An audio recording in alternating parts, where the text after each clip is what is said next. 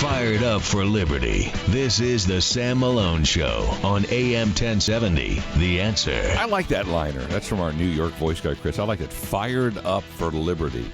Well, in order to be fired up for liberty, you've got to be healthy to be fired up. You can be fired up laying there like wheezing and coughing and hacking and not moving, being all overweight and bloated. You want to be a warrior for liberty.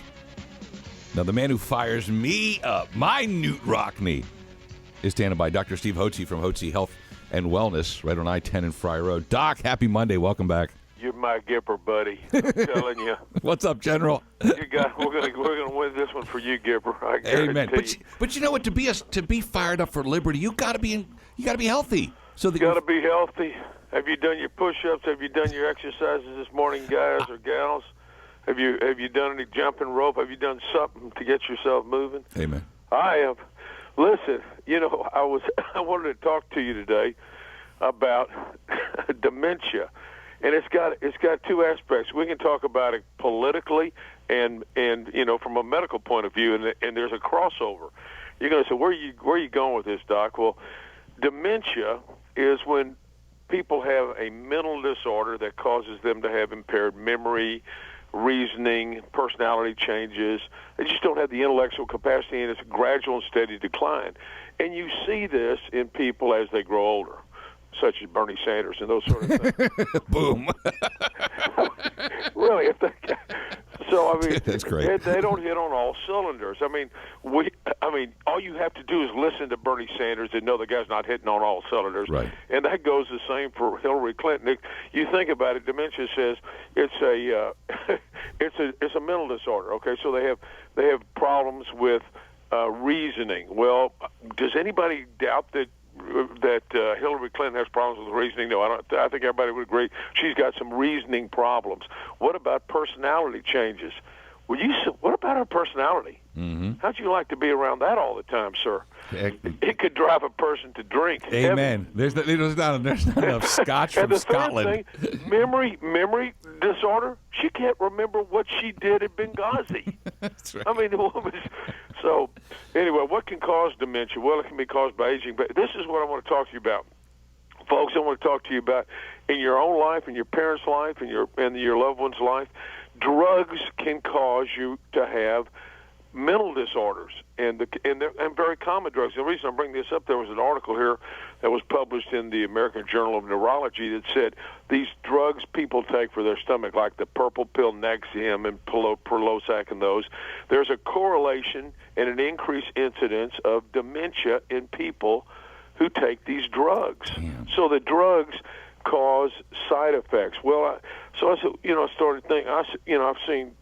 We've seen thousands of patients at Hotze Health and Wellness Center, and I've seen people, they come in on a pot full of drugs, and they're having problems with their thinking. So what are some of the drugs? The anti-cholesterol drugs, the statin drugs, cause cognitive changes. That means mental changes, reasoning changes in everybody who takes them, some to degrees where they do get demented, and you take them off the drugs and they're fine. Antidepressants can cause this. The sleep medication can cause this. Antihistamines. There's a whole host of drugs that can cause you to have It can cause you to be demented.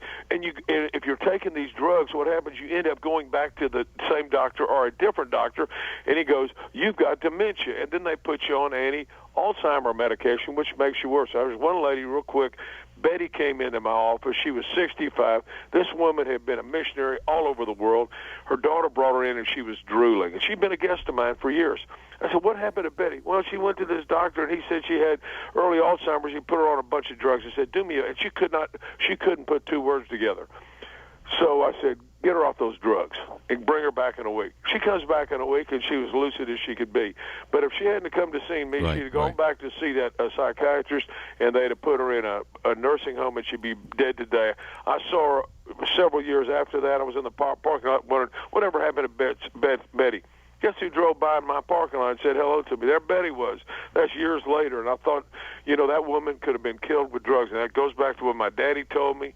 when I became a doctor. He said, son, don't poison your patients like all the other doctors do.